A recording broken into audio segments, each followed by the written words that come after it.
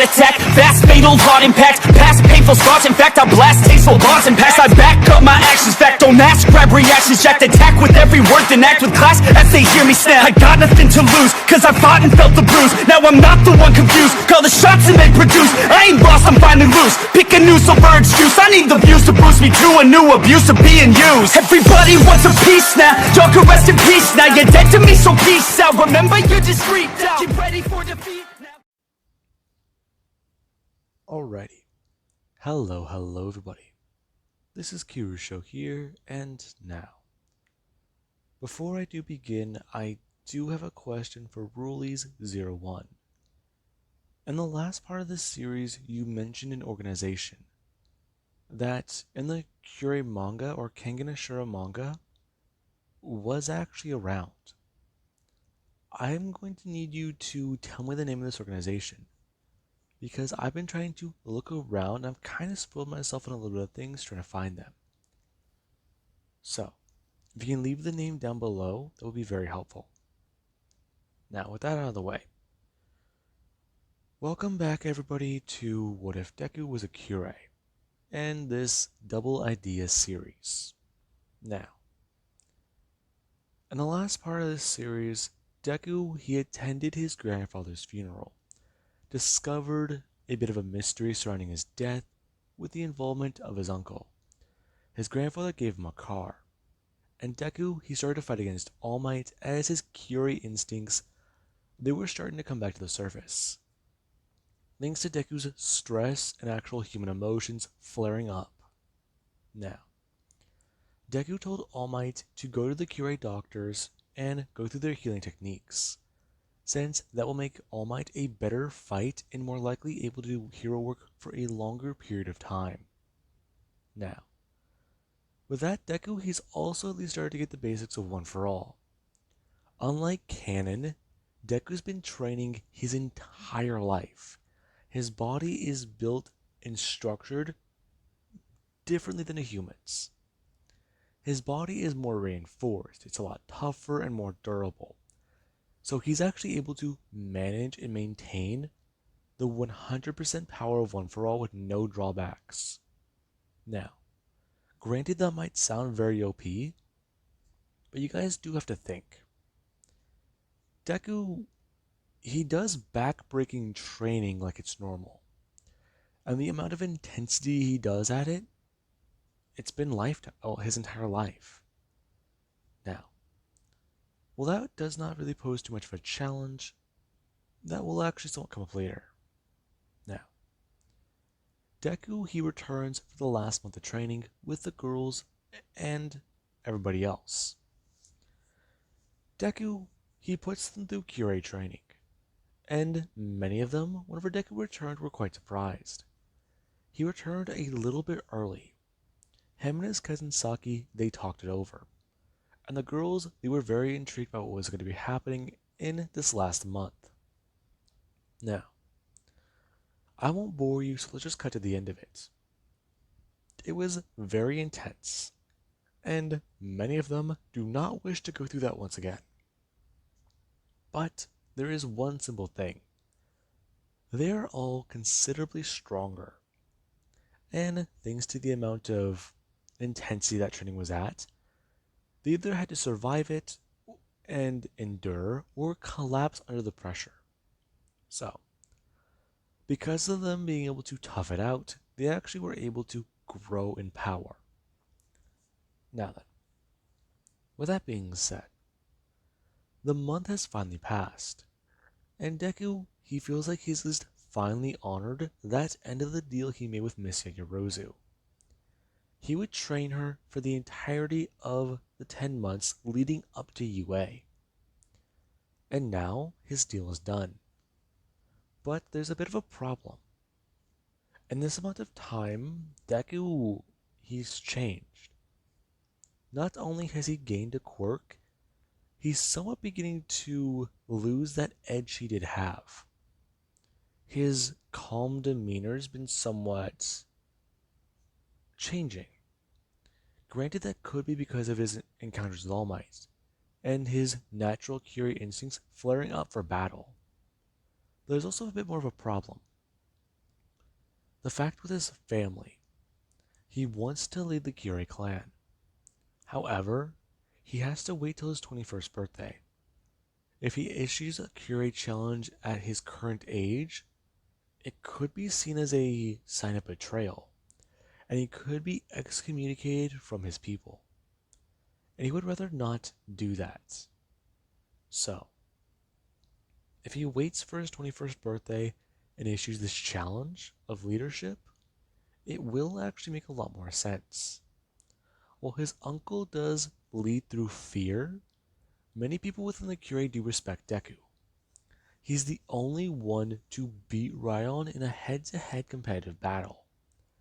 Not only because of Deku's strange techniques compared to regular Cures, but because of the fact is, he's the grandson of the mighty demon, and his father was actually somebody who was able to best Ryan himself.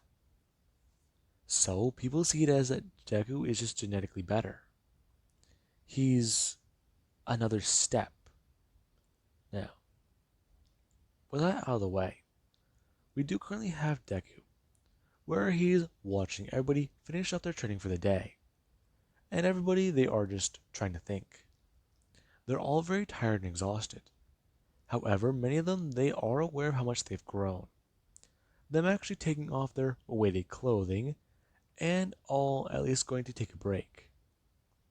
As Deku, he is sitting down, with his legs folded, as his cousin, she is actually trying to walk up behind him. She wants to catch him off guard. If she can do that, she can attack him and at least try to start a battle. As she's walking up behind him, Deku, he does at least go to somewhat turn his head, informing her that if she does try to attack him now, he will not hesitate to put her down. And their battle will not last more than 5 seconds. Now, Saki is actually kind of annoyed, informing Deku that the only reason why he wins is because of that stupid removal, or because of that stupid advanced thing he learned from his father. And Deku does at least go over things with his cousin. The advance is a technique he learned that he wanted to. After seeing his father pursue this power for his whole life, he couldn't help but be curious.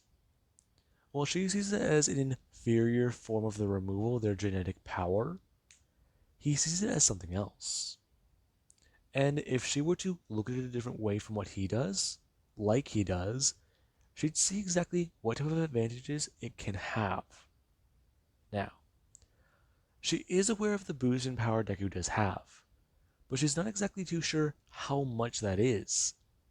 Since Deku, not only is he naturally stronger than her thanks to his higher removal, but there's because of his actual intense training over that 5-year gap he was gone. Now, with that being said, you do actually have Mr. Yaoyorozu. Whenever we do cut inside, he is very worried. It's coming up. And the fighter he does have for the tournament, they're kind of gone. They may or may not have died. The circumstances behind it have been mysterious. They've just gone missing, and they need to find a replacement. Now, Mr. Yaoyorozu is well aware as to who is training his daughter. He knows that the Kure clan, they fight and fight and fight. But there's a problem. Ryan Kure, he's already scheduled to be in the Kengan Annihilation matches. And they see it as a problem. Because if they were to try and involve Izuku Kure, there's a possibility that that may or may not be allowed. So, you do actually have Mr. Yaoyorozu who does go to make a phone call, as he does call Inko Midoriya, or Inko Kure. And whenever she actually does pick up the phone and hear about this, she does actually inform Mr. Yaoyorozu that she's not in charge of any of that, and that he has to speak to the head of the clan, as he does do so. Now, we do actually cut to a couple minutes later, where Mr. Yoruzu he does walk outside and actually at least ask to speak to Deku. As Deku does turn his head. Now, this is actually where Mr. Yoruzu he does go to ask Izuku to speak in private. As the two do stand up and leave. Now, Momo was very confused by that. And there actually is whenever Mr. Yoruzu he does talk to Deku about the Kengan Annihilation matches. Deku, he's kind of intrigued, but at the same time, he's also very skeptical about them. The man's surprised to know that Deku has heard of them, and not only has he watched them before, but he's seen the matches in person. This does surprise Mr. Yoruzu, wondering why a kid would be there. However, he does quickly dismiss that thought whenever Deku is asking Mr. Yoruzu why he's bringing them up. The man explained that his fighter has gone missing, and they need to actually lock in the slots right now. He's talked to the head of the Kure clan, and the man on the other end of the phone, he's informed Mr. Yoruzu that he can actually pick Izuku for his fighter. Now, Deku, he doesn't really say a word, just staring at Mr. Yoruzu as he actually does somewhat back away, feeling like he might have angered the boy, as Deku does at least inform the man that he will fight for him. And Mr. Yoruzu, he was very excited. He was very happy. If he were to have not participated, there's a chance that his company, one of the ones very high up, could fall to the bottom. And a lot of the money he's currently in possession of could disappear quite quickly. Now, with that being said, it was very intriguing. And whenever Deku agreed to this, Mr. Yoruzu he did at least decide that he should inform his daughter, since she would eventually have to learn about this anyways. Now, as Deku did return, he was trying to think about everything. He's going to have to fight his uncle, and he's going to actually have to face off against him in his first Kengan Annihilation match. So, this is interesting. His first tournament, his first Kengan tournament. It will be something interesting. They've sparred in practice, but experience. Deku has had plenty before. He's fought his masters, and he's been all around the globe. But then there's this, a no-holds-barred tournament. The rules, they're different. And in fact, that does excite him. Deku can't help but feel his Kure blood boiling. And there's even the fact that he does have to continue meditating just to keep himself calm. He can feel that chain. He can feel it just being pulled at. That demon within, the slumbering one, the one he's trying to suppress, is going to get out. And if it does, there's going to be massive amounts of problems. So for now, he just has to maintain control. Now, well, it has been roughly a few minutes since Deku started meditating again. And as he was sitting down, you do actually have where somebody did come walking up. And Deku, he was about to open his mouth, about to tell his cousin that she does need to leave him alone, since he's still having difficulties keeping himself under control. Is that right, young man? Now, Deku, he actually just opened his eyes somewhat surprised, as he does go to throw his hands behind him and look behind him, as he does turn and see All Might, as he looks a lot better. He doesn't have those pits in his eyes. And Deku, he just stares at the man. All Might. I'm going to quickly stand up onto his feet. Yes, young man. It's been a while. How are you doing? I do have to say, that technique is quite interesting. The doctor was remarkable, surprised. I did have to talk to him and explain exactly how I knew you. However, he's quite confident that I'm his best work yet. In fact, he was very confident in it. I bet he was. All Might, I'm sorry for what you just heard. Young man, I do not blame you. You're a Kure. Your instincts are to fight, correct? Yes. And you have been under stress, correct? That would be correct. And Cures like to express themselves through combat, correct? Now, Deku just watch All Might. As All Might, he actually has to go to get into a fighting stance, bring up his hands. And Deku, he does freeze for a second. As he does, start to smile. As All Might to see that shit-eating Kure grin, the same one that Oma would have. As Deku does go to get into a stance himself and get ready. As we do currently have where the girls, they'll go to walk inside. And many of them were actually going to hop into some showers or get changed into some clothing and head home. As you do actually where the ground started shaking. And everybody they were kind of confused. As you do actually have where some people did go to run outside. As the wind suddenly just picked up.